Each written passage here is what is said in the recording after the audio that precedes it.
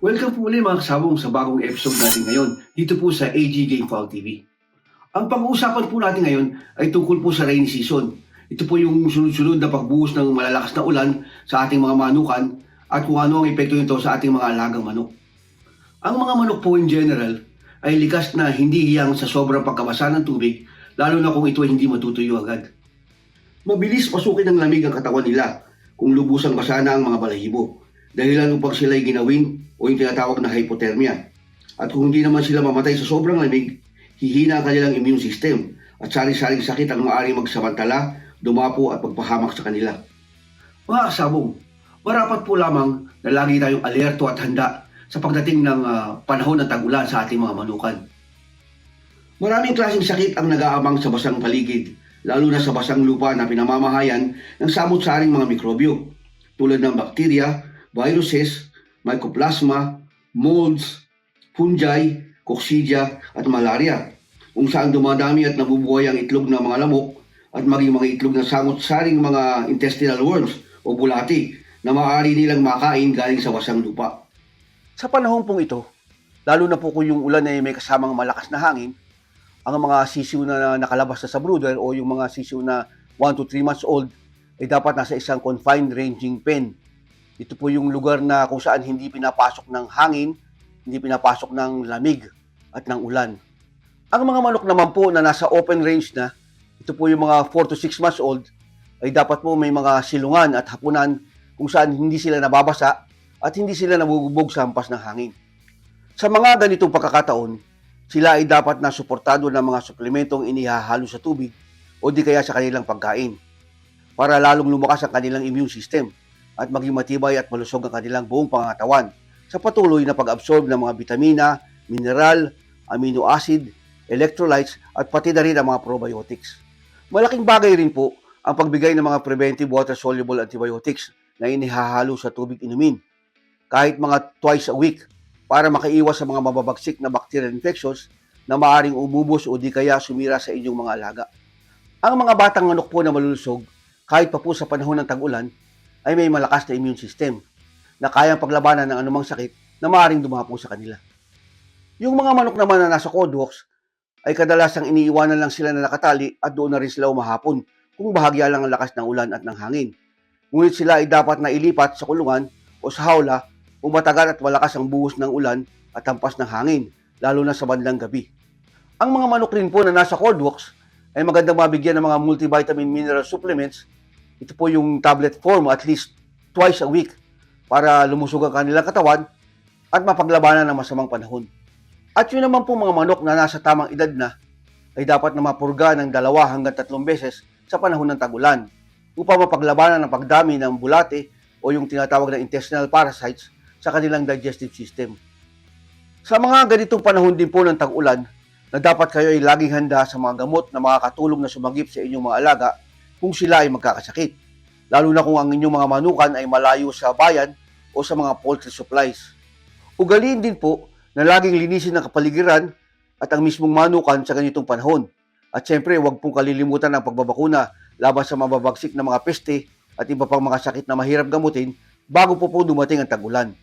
Lagi pong tandaan na ang mga manok na hindi dumaan sa pagkakasakit ay higit na mas malalakas at mas matitibay pagdating sa laban. Pumunta naman po tayo ngayon sa ating mga manok na kinukondisyon o inihahanda para ilaban sa panahon ng tag-ulan. Ang mahalagang bagay po na dapat nating iwasan habang tayo ay naghahanda o nagkukondisyon ng ating mga manok panlaban ay magkaroon po ng damp o yung basang paligid sa ating conditioning lalo na sa keeping area. Ang basa po at maalimuom na paligid habang tayo nagkukondisyon ng ating mga panlaban ay maaaring makaapekto sa kanilang body moisture na maaaring magbago ng kanilang pagkilos at pakiramdam. Ang maganda pong antas o sukat ng hygrometer reading for relative humidity sa loob po ng ating conditioning at keeping area ay nasa pagitan po ng 50 hanggang 70% o 50 to 70%.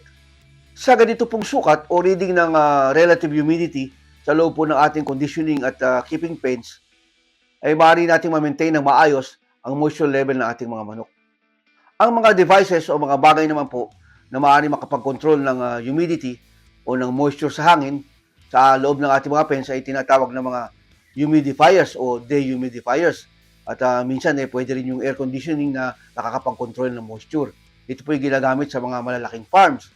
Pero po sa mga backyard farms, sa mga maliliit na mga conditioning area, ay maaari naman po tayo gumamit ng mga uling. Lalagay po natin sa basket sa paligid nung conditioning area at keeping areas natin para po mag-absorb ng moisture. Pwede rin po minsan yung parang binasag o yung maliliit na piraso ng paso, kaya rin po nito mag-absorb ng moisture. Kung wala naman po tayong mga uling o paso na makikita sa ating manukan, ay maaari naman po tayo gumamit ng mga sariwang dahon. Lalo na po yung dahon ng saging, ito po yung magandang gamitin pang control ng moisture. Habang ito'y natutuyo, ina-absorb nito yung moisture sa loob po ng isang lugar. Kaya kung ilalagay po natin yung mga sariwang dahon sa loob o sa paligid ng ating mga fence sa conditioning at keeping area, kaya nito mag-absorb ng moisture, lalo na po sa panahon ng tag-ulan. Malaking bagay din po yung proper ventilation o yung tamang pag-ikot ng hangin sa loob ng ating mga conditioning at keeping pens para makontrol na maayos ang moisture level ng ating mga manok. Sama na rin po natin yung tamang room temperature na nasa pagitan ng 65 to 75 degrees Fahrenheit. Para naman po sa trivial information, para sa episode natin ngayon, ay pag-usapan natin ang pagpili ng mga manok habang tayo namimili sa mga farms na pupuntahan natin.